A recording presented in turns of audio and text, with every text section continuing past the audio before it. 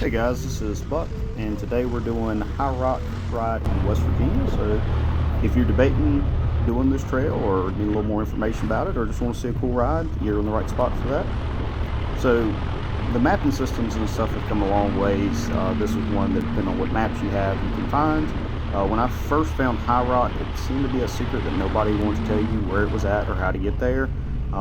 Spoiler alert, I'm going to let you know all that. I'm going to include at the very end some mapping information, how to get there if you don't have a good set of maps. It already has this listed. This is a greenish blue trail, nothing too crazy to get up to the High Rock viewpoint. Now I have been here and it's been raining, there's a lot of elevation change, so of course that can make it slick. I've also been through here in certain sections where a good bit more rutted to the point that it was close to a red trail. Now right back in there, that should be a little trail that cuts off to a water tower. If you want to go up there and see that, it's a cool thing. We were kind of tight for time today, so we was trying to hit the main things and get back to do a different ride in a different section.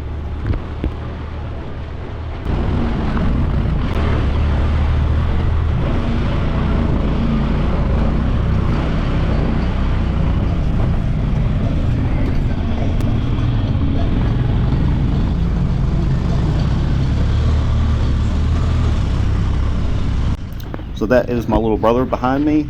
He is rocking my Rubicon, and unlike some of us, he didn't wake up overnight an off-roading expert. He's still learning, a little wet behind the ears. Now, if you run the trail straight, there is a section that I would consider red. There is a bypass for it, and I'm going to take him around on the bypass. I have done the harder section also with the four-wheeler, but it's one of those spots that you do have to know what you're doing and have the right amount of momentum and throttle in and out at the correct point. Even some people I've taken up here on a side-by-side did not want to do that section. The bypass, I have taken a 72-inch machine around the bypass, but as you'll see here in a little bit, it is rather tight to get a 72-inch machine through the bypass.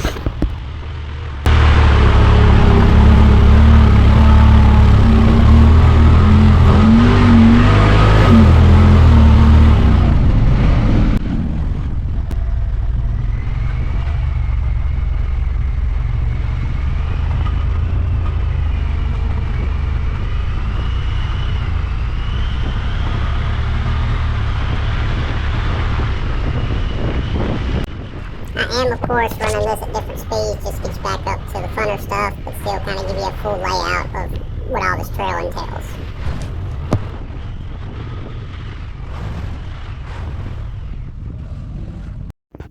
So this is the bypass spot.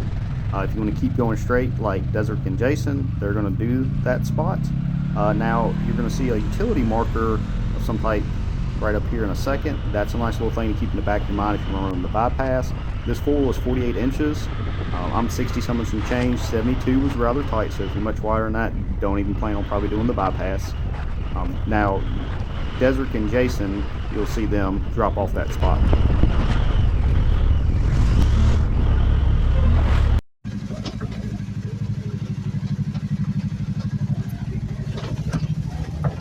God! Oh!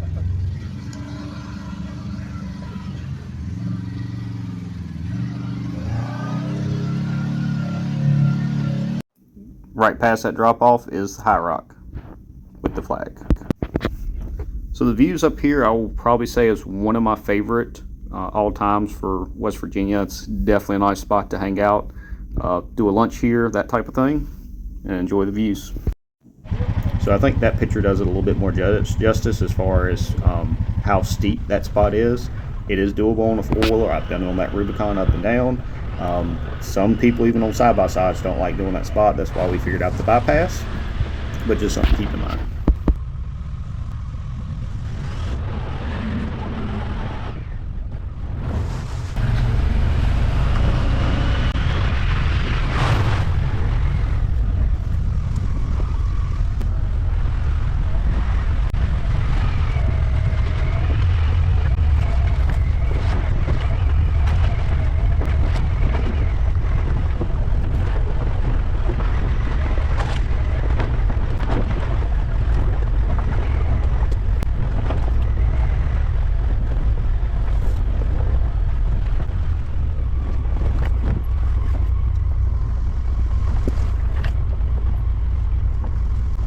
this is 3 times speed, but this is one of those spots. Once you start going down, like, you're committed. It's not a easy turnaround point, go back the other way if you don't like what's down there. So somewhere before there, you need to stop and do a decent walk if you're debating committing to this or not, because you're not going to be able to turn around easy.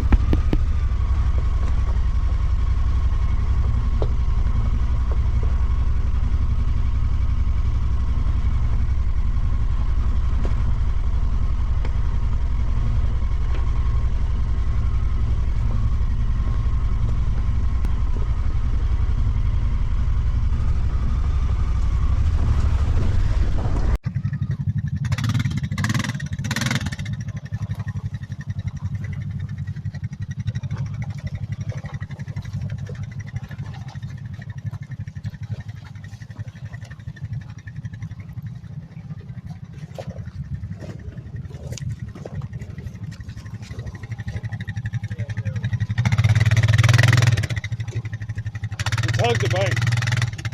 Go to the left and just hug the bank right there.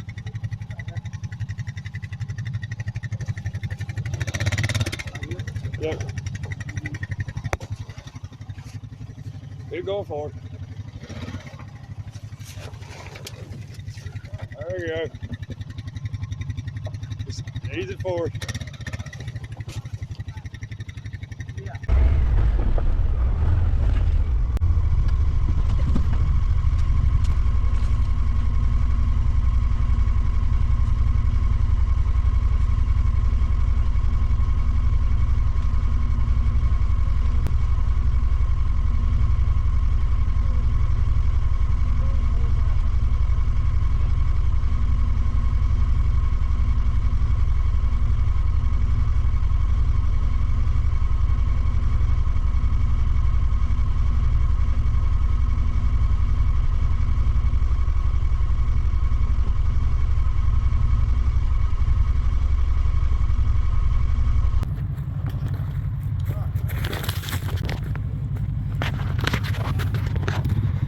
Hey, you are in four-wheel drive first gear, right?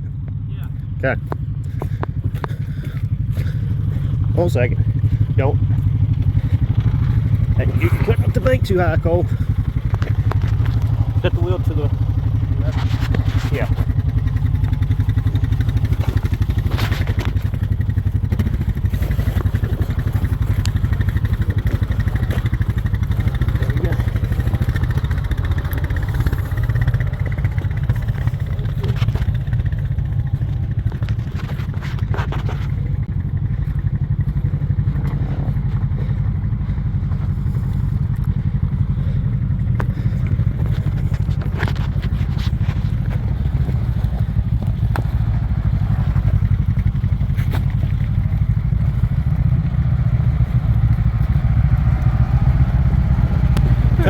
You did.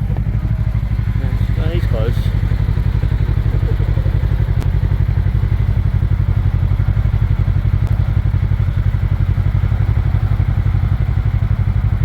Just throttle in.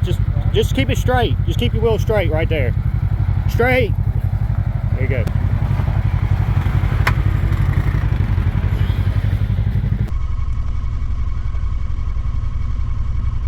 So I almost didn't include the GoPro footage, but I think it does a pretty good job showing you the tilt angle here, and you can see it slopes straight off to the side of the mountain. It is very tippy in the Pioneer. It was very close to where I would get passengers out. Now if you had like a 50-inch machine or something like that, I'm not saying you couldn't do it, the bank's there, it helps a little bit, but this might be a spot if you have a tippy machine, either not do this one or be smart about it and maybe get a tow strap and get a couple people tugging to help that difference out. Go forward a little bit more.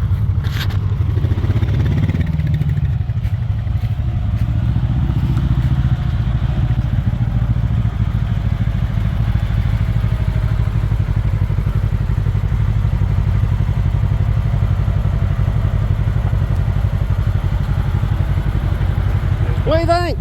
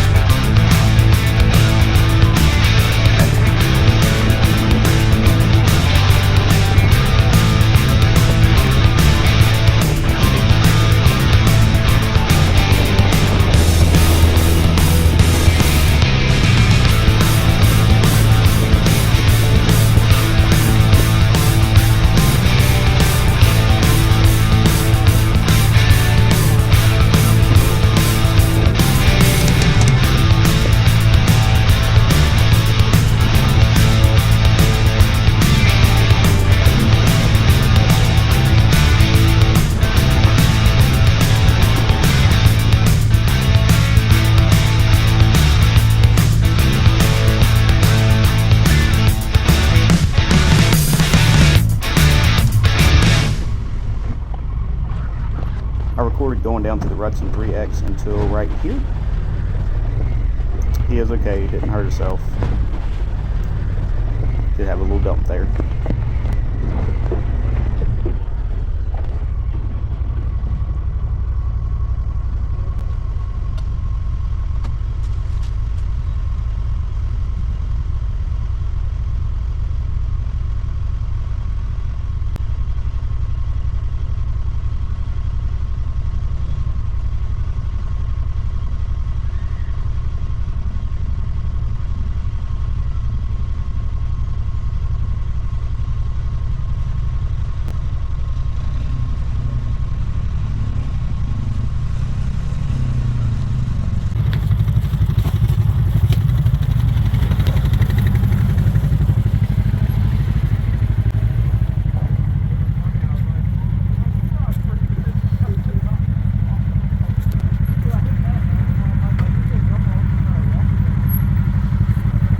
Long travel. I should got a video of mine just to show the difference.